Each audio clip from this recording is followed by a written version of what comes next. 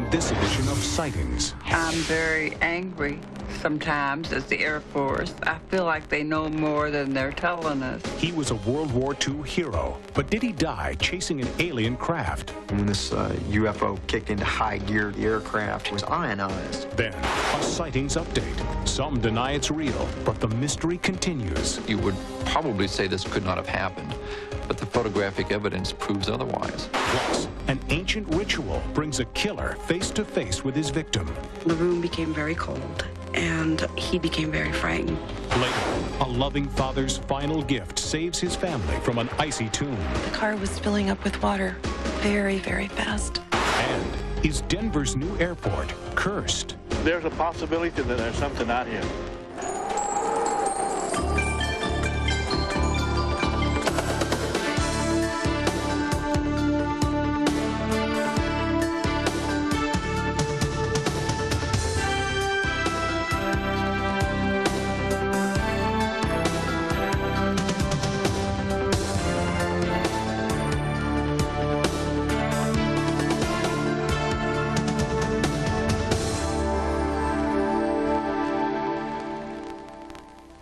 Welcome to Sightings. I'm Tim White.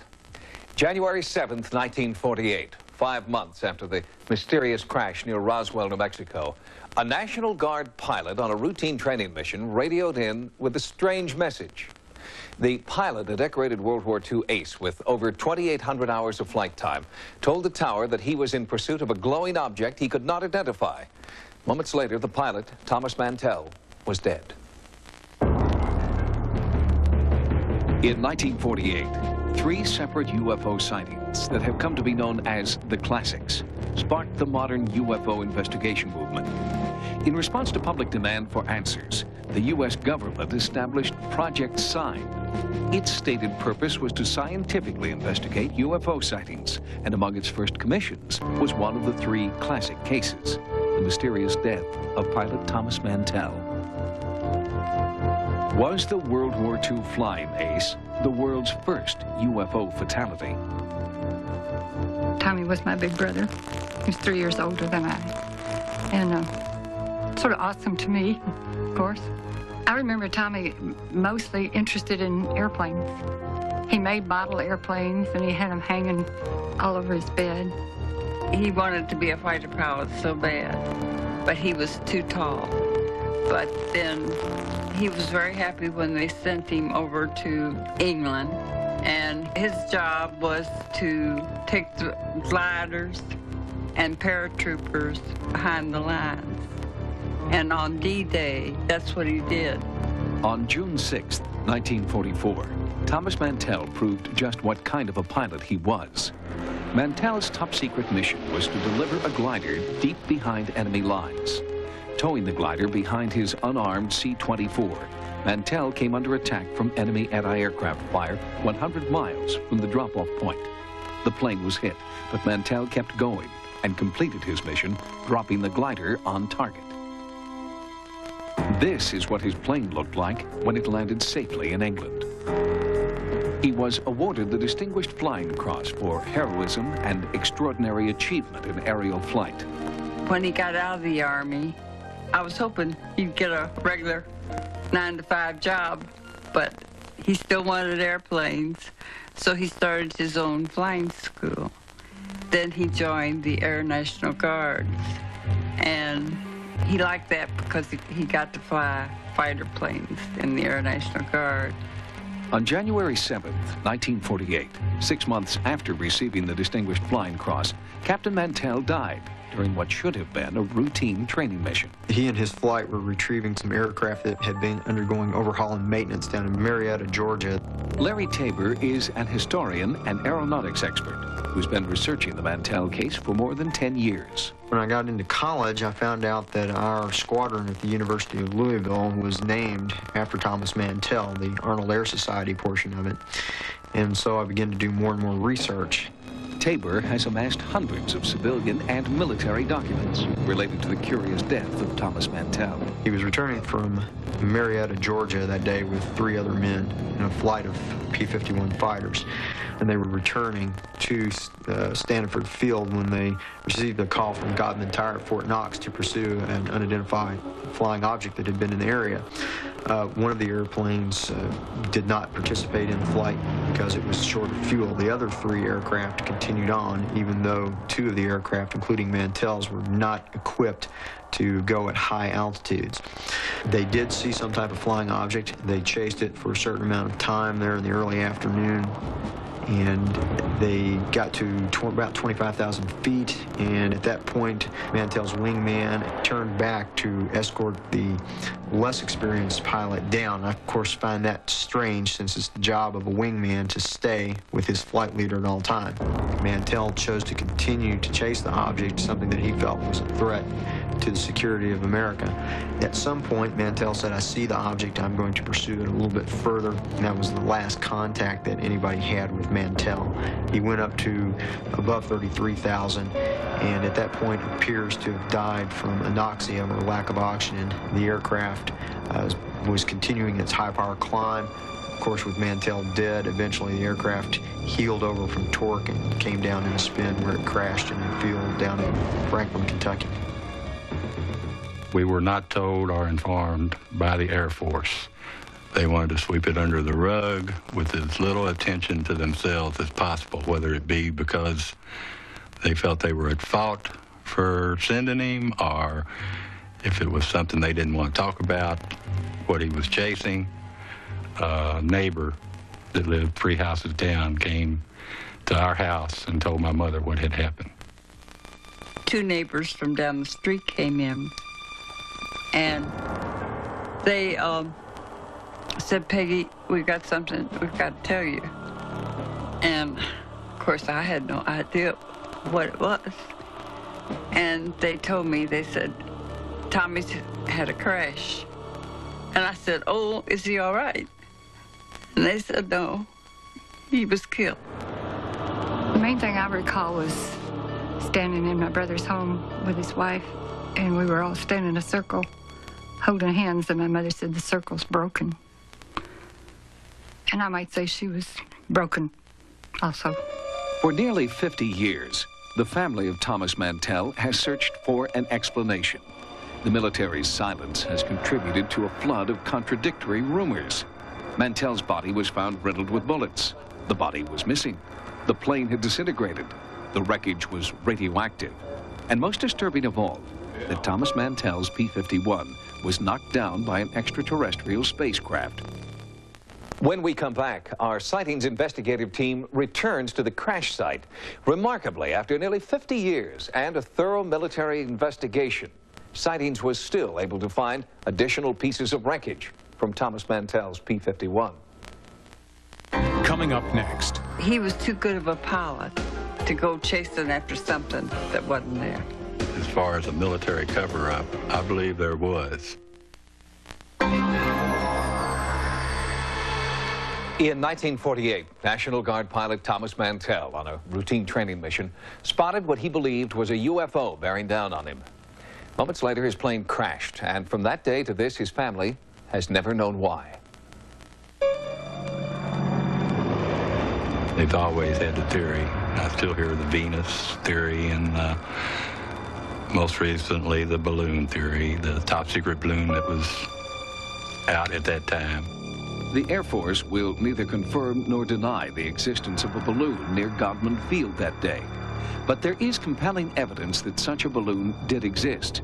In the hours before Mantell's UFO sightings and subsequent death, several bases reported seeing a UFO overhead, traveling at 250 miles per hour.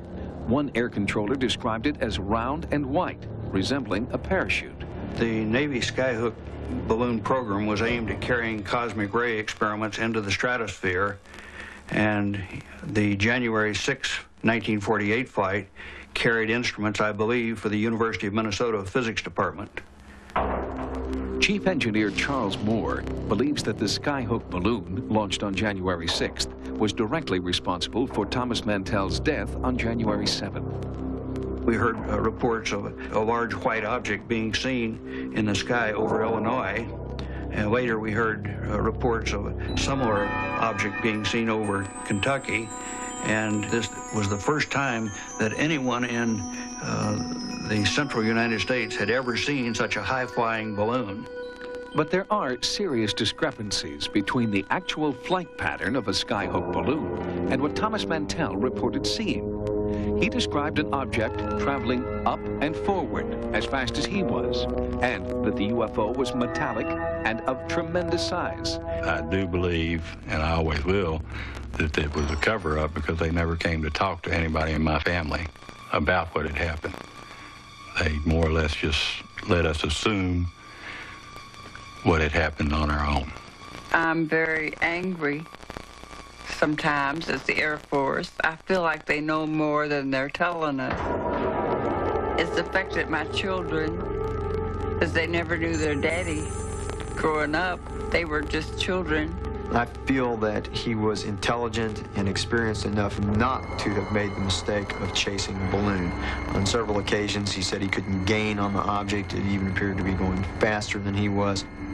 I think it's possible that Captain Mantell did see the balloon and attempt to chase it. I would suspect it would have been high above him so that he had no possibility whatsoever of climbing to the altitude where the balloon was floating, still in the stratosphere. When I first started doing research many years ago, one of the things that I heard was the fact that the aircraft had small holes in it. It was ionized, and it came about because Captain Mantell had gotten close enough to the exhaust system of whatever type of flying object that it was, and when this UFO kicked into high gear to leave our orbit, he was caught in the exhaust blast. If Captain Mantell had been caught in a radioactive backwash, the wreckage of his plane would tell the story best. Sightings sent an investigative team to the crash site in Franklin, Kentucky, with the hope that clues to the Mantell mystery might still litter this field. It was the first time the family had been to the crash site. At the time of the accident, we were not able to come here. They threw security all in the whole area. Glenn and Anna Margaret Mays were two of the first people on the scene. I mean, it was like pandemonium. You know how people just congregating, and it was, you know, the road was full of cars and people were coming. Mm-hmm. How long did they keep the area blocked off for? A good while, didn't they, Glenn? Pretty good while. I don't know exactly how long. On 2 or 3 days, they brought a truck and a dozer down here from Fort Knox and loaded what was left of the plane on a truck and took a dozer and buried, you know. Right. That's what we heard. We just heard that information today. Yeah, we heard that. After 46 years, Glenn Mays thought he remembered the location where the military had buried wreckage from Mantell's plane. After so many years, our team had few expectations, but the family had high hopes. Right up in that bunch of weeds right in there, it's pretty close. Right up in there where them weeds are. Well, I'm getting some radiation spikes. There were pockets of high radiation in the field, but when our team began to dig, there were no signs of metal debris. I sent him back to fetch a picture he has showing where the aircraft crashed. If that can give us perhaps a better determination of how far it is from the barn and if the military's records are accurate or not.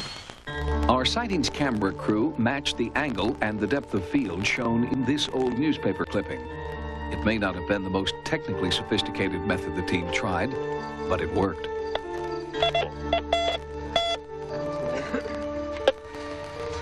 Yep. Aircraft. It's green, isn't it? Yeah, it's chromate green. That's the interior of the aircraft. That's one of the spars. There you go. It's not necessarily all over. It's just like on sections. That's interesting. See? Here it'll spike, but up here it goes back to normal. In just the few remaining hours of daylight, Larry Tabor and the sightings team found over 24 pieces of wreckage. Fortunately, there are serial numbers on several pieces of the aircraft that were recovered, and these can be traced to ensure that it did come from the airplane that Captain Mantell was flying that day. I hope what you all are doing brings to light some of it, because I was hoping before I pass on that I find out what it is. If this is wreckage from Mantell's plane, why was it buried in an unmarked trench by the same military that had promised to do a thorough investigation? And why does it refuse to answer the Mantell family's simple plea? What happened to Tommy? As far as a military cover-up, I believe there was, at that time, very much a cover-up of the whole incident. To me, that's why there's always been a question. Maybe it was a UFO. How do we know? He was too good of a pilot to take a risk of his life and to hurt his family, to go chasing after something that wasn't there. Sightings has notified Air Force officials at the Pentagon that we have found what appears to be wreckage from Thomas Mantell's P-51. Sightings has also requested all information pertaining to this incident under the Freedom of Information Act. We hope to bring you the response to these inquiries on a future broadcast. Next, a sightings update. There's clearly a reluctance to acknowledging the probability of spontaneous human combustions because it's so bizarre, it's so weird. Recently, Sightings reported on a controversial phenomenon known as spontaneous human combustion. Victims in England appeared to have been consumed from the inside out by intense, unexplained heat. Since that report, a fire investigator in the United States has come forward with details about SHC cases in Pennsylvania and New York. You will be among the first to see his bizarre photographs of the victims' remains.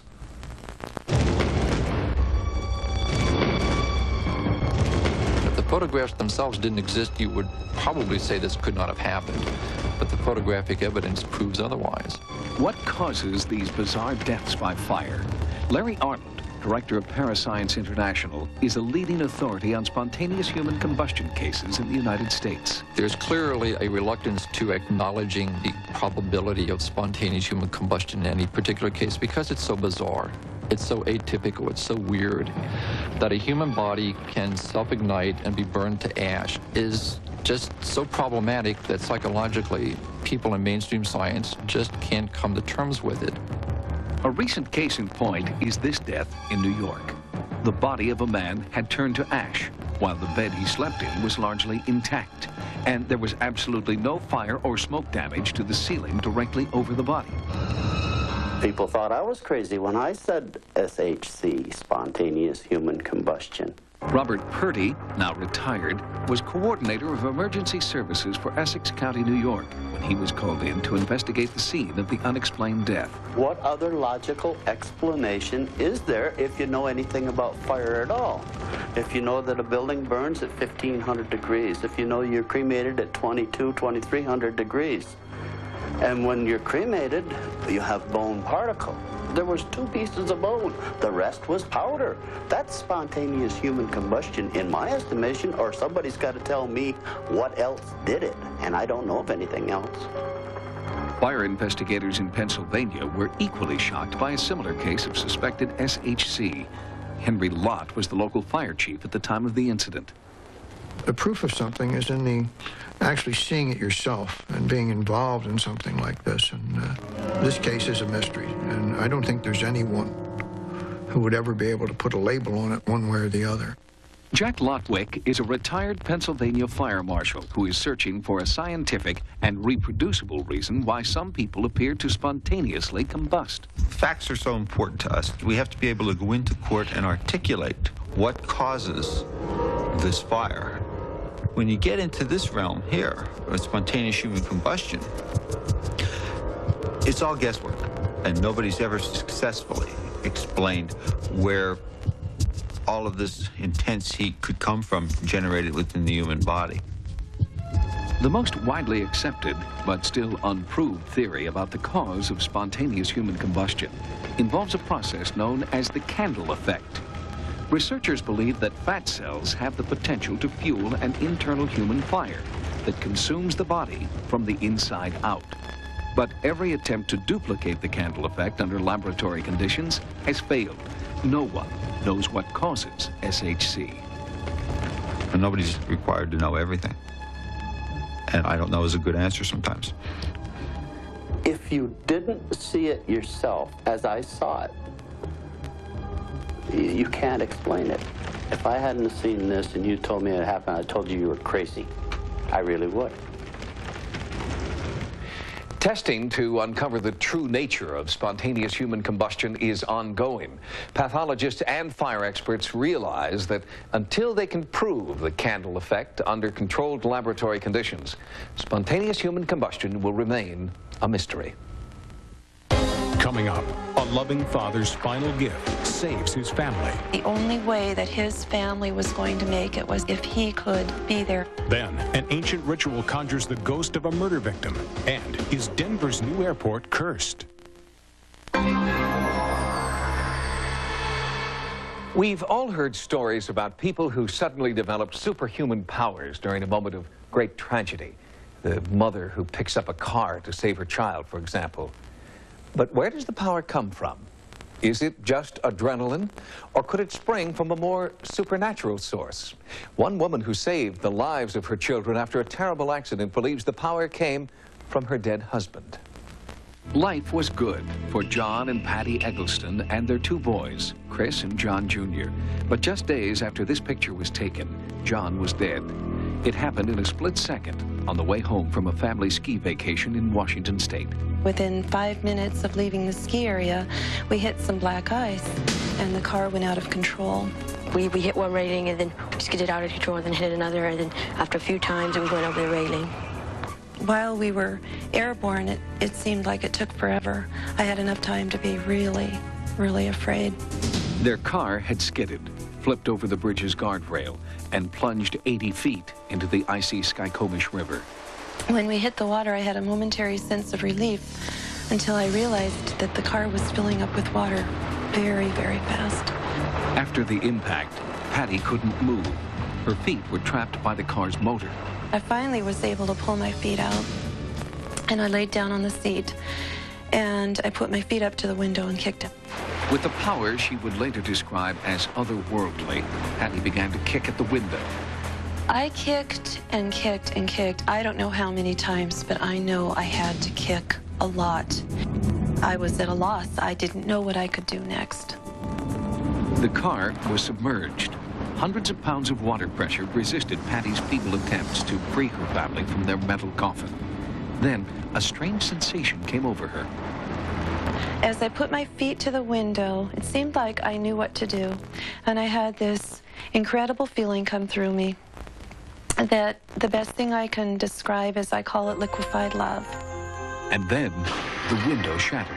I swam out of the car and came up gasping for air, holding onto the ski racks. And my 6-year-old son came bobbing to the surface, and I saw him floating down the river. So I grabbed him and somehow got the two of us up onto the roof of the car. And at that point, there wasn't anything else I could do except to scream for help. From the roof of her car, Patty felt sure her husband was sitting on the bank of the river. I had this strong sense of him sitting up there on the rocks, and I knew he was okay, and I knew he was sitting there, and I was mad, thinking, John, why aren't you helping me get your kids out of this car? Stranded in the middle of a freezing river, enveloped by darkness, Patty frantically cried for help. Her son, Chris, was still in the car. The lights from the car made an eerie glow in the water. The water itself was just glowing in the darkness, and I could see Patty on top of the car. A man appeared out of nowhere and jumped in the water and swam out to the car, and he said, is anybody left in the car? And I was screaming, yes, my baby, because I knew my husband was okay. Dennis dove under the frigid water, and after several agonizing minutes, resurfaced with Chris. He rolled over his head out of the water, and water came out of his mouth. I knew he wasn't breathing at that point for sure. And my son was trapped in the car for 10 to 15 minutes when the man finally was able to pull him out of the car. And my eyes had adjusted enough that I could see my little 4-year-old was dead.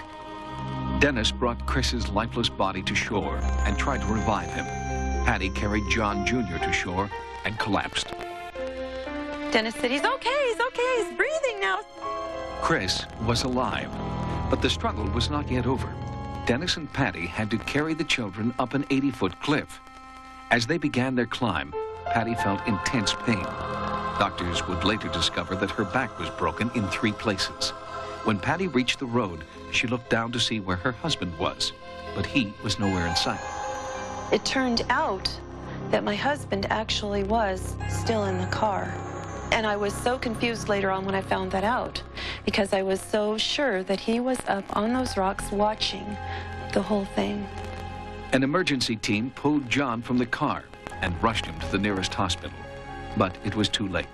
The official cause of death was listed as drowning.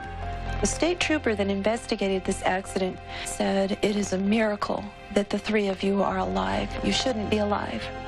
It was months before Patty could bring herself to look at photographs taken at the crash site. But when she finally did, Patty had a revelation about why she and the boys had been spared. I could see right above the steering wheel there was a round fracture in the windshield.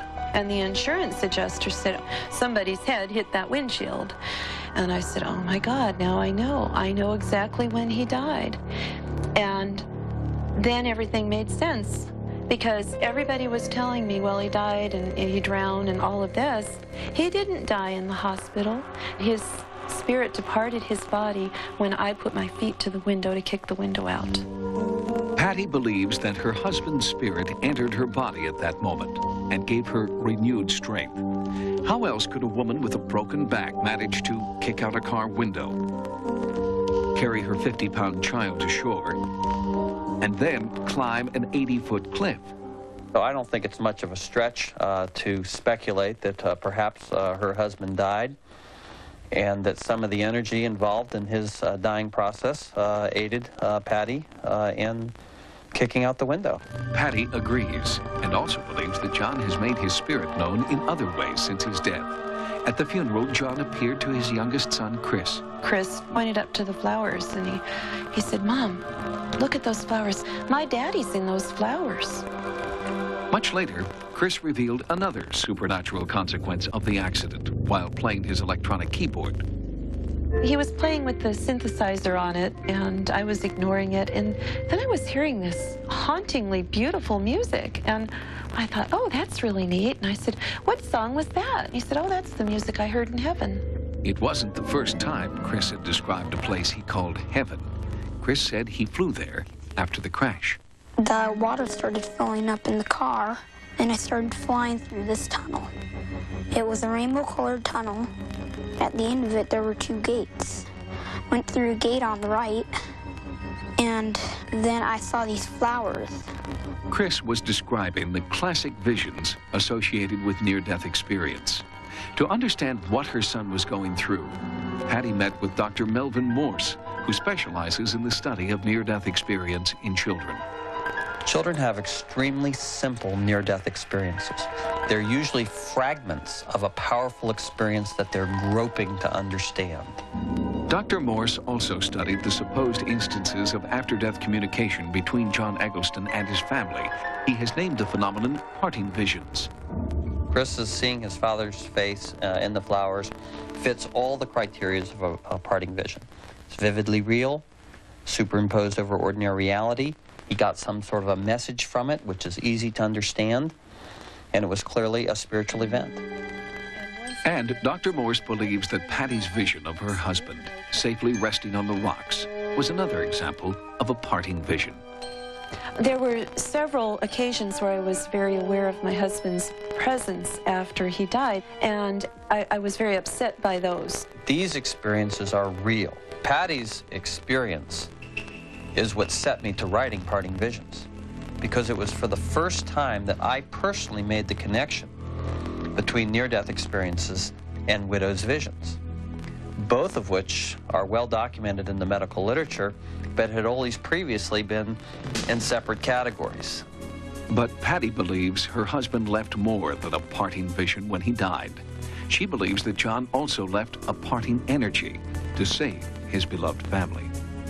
He knew that the only way that his family was going to make it was if he could be there and help us. And I was badly injured. I couldn't have gotten those boys out of that car without the final gift. For Patty and her family, after-death communication with John has not been a frightening experience. They feel it has given them a sense of closure and that they now know he is in a safe place. Next, a sacred ritual forces a murderer to confess. He confessed to Frank Malloy's spirit, and that was the single most significant thing about that seance.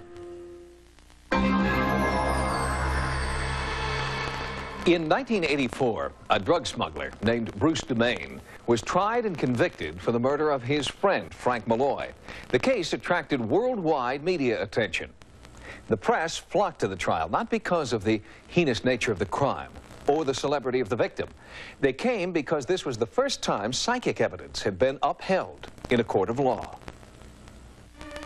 It fell to prosecutors in Tucson, Arizona, to bring a murderer to justice. Frank Malloy had been gunned down in cold blood. The case was cut and dry in many respects. A drug deal, a gun, a dead man. But the case had one strange twist. The prosecution's star witness was the ghost of Frank Malloy. Frank Malloy was an insurance agent here in Tucson. He got involved in marijuana transactions with a couple of people, including a person by the name of Bruce DeMaine. Pima County picked one of its sharpest prosecutors, Ken Peasley, for the tricky assignment of proving DeMaine was the murderer. Ultimately, they had a disagreement over some money that Frank owed Bruce, and Bruce ended up taking him out in the desert and shooting him several times. A week later, a passerby noticed tennis shoes sticking out of Malloy's shallow grave. Homicide detective Ron Oakes was sent to investigate. First arriving at the crime scene, I noticed that there was a human body that was partially buried in a state of decomposition.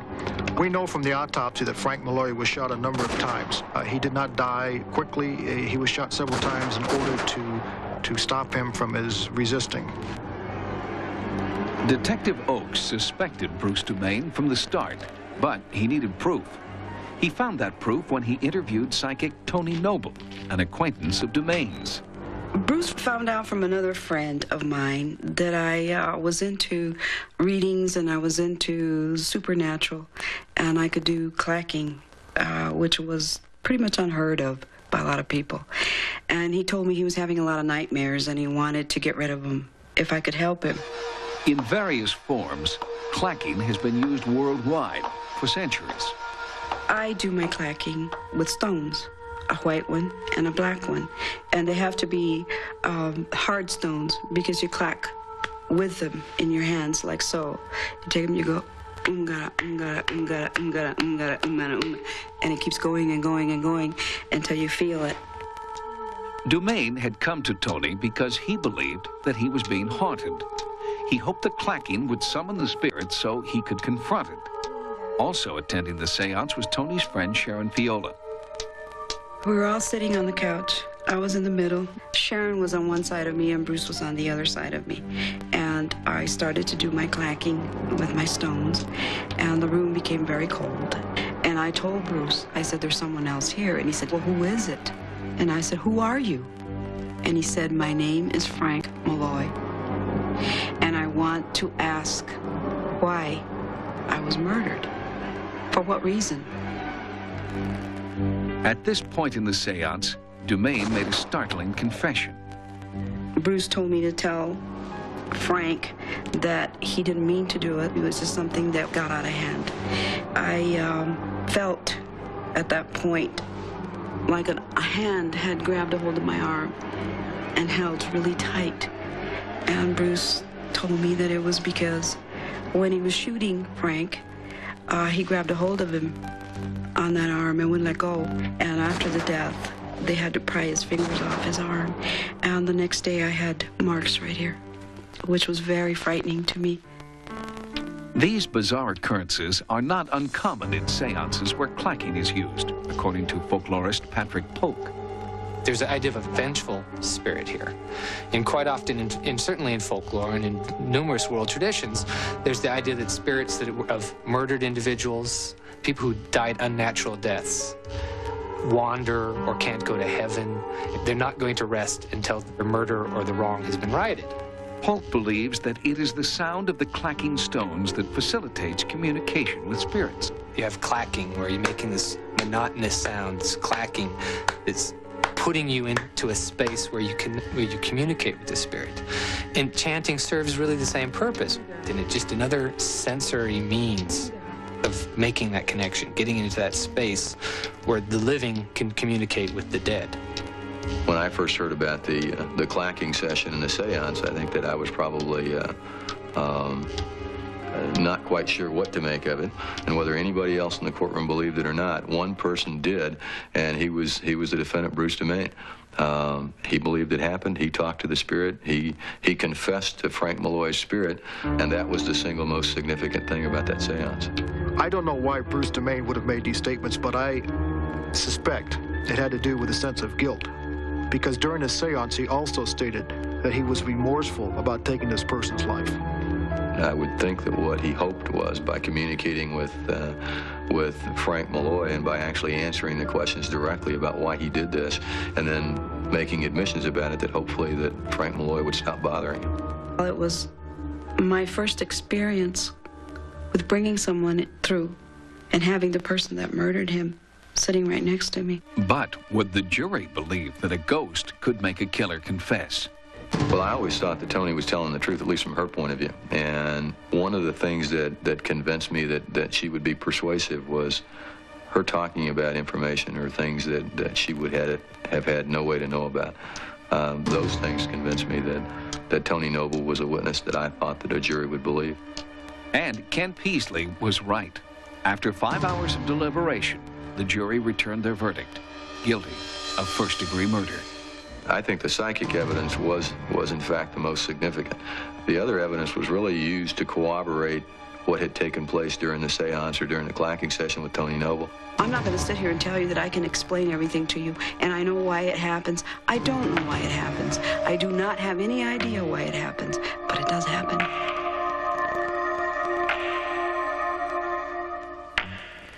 Bruce DeMaine is currently serving a life sentence for the first-degree murder of Frank Malloy. He is incarcerated at the Arizona State Prison at Florence and will not be eligible for parole until the year 2009. Coming up, are ancient spirits stopping modern progress? My people used to say that any of the burial grounds was a place that you never went back to bother.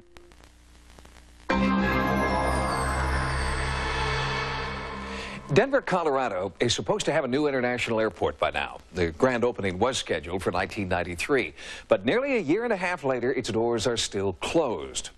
Construction delays, systems malfunctions, well, that is part of it, but many Denverites believe the real reason that the new airport remains closed is bad karma. When state officials first announced plans to build Denver International Airport, they dazzled the city with a bold architectural vision. DIA would be America's largest airport, operated with state-of-the-art technology. But 5 years after a promising groundbreaking ceremony, the airport stands empty. Innumerable setbacks have pushed the grand opening back weeks, then months, now years. The only problem that we have here is technology, modern technology. Not everyone agrees.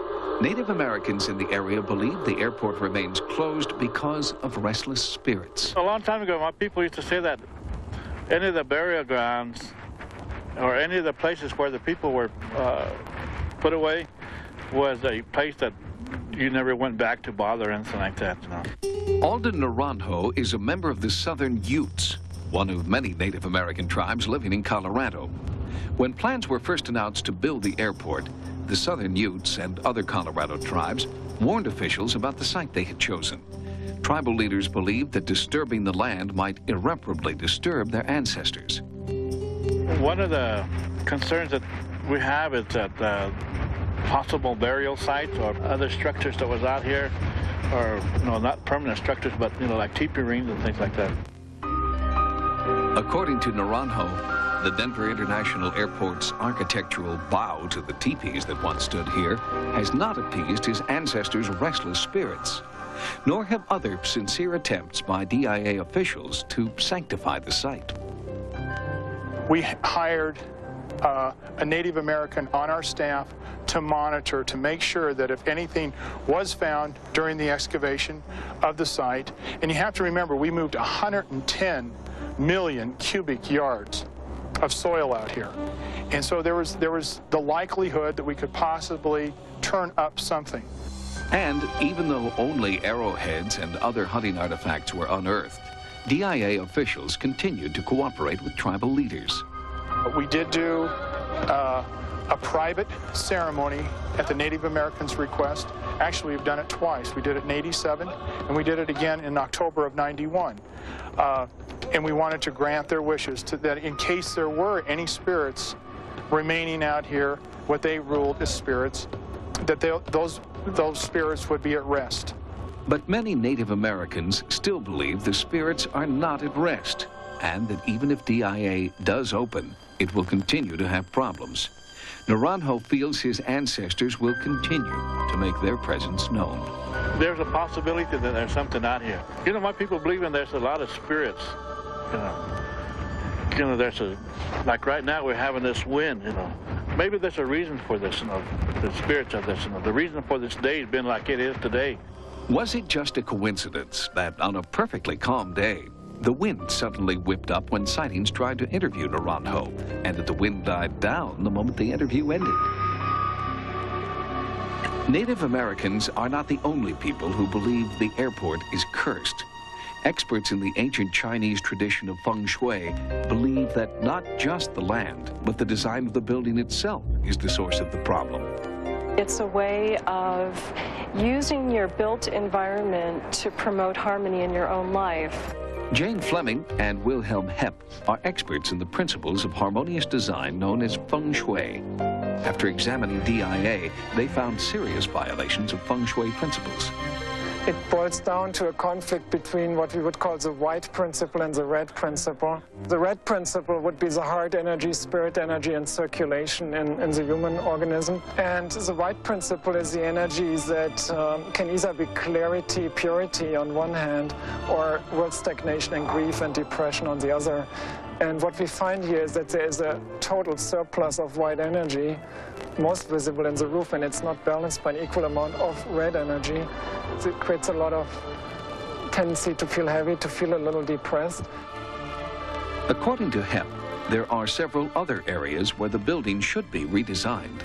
The height of this walkway is out of proportion to its width, and this wall cuts off positive energy flowing from the Rocky Mountains. They decided to close down the glass, and so you have this feeling of like you're smashing into this dead end. Although the feng shui tradition is a world apart from the Native American culture in this area, Hepp believes there is a significant connection. The feng shui aspect of red and white being in conflict can be taken metaphorically between white culture versus native culture. I know other places where things have been built on burial sites or sacred sites or energetic sites of natives, and it never quite works out. Airport authorities have not heeded the advice of our feng shui experts. No further Native American cleansing rituals have been performed. And at the conclusion of our investigation, the airport remains closed. If you've had a paranormal experience, call the Sightings hotline at 1-900-933-SIGHT. That's 1-900-933-7444. Each call 65 cents a minute. Average call lasts 3 minutes. Sightings is also online. Our email address is sightings@aol.com. Until next time, remember, no mystery is closed to an open mind. For Sightings, I'm Tim White. Monday, Janeway and her crew discover a tunnel in space, but will it lead them home or into greater danger? Don't miss the next Star Trek Voyager tomorrow at 8 here on UPN Philly 57. But now, stay tuned for University Hospital coming up next.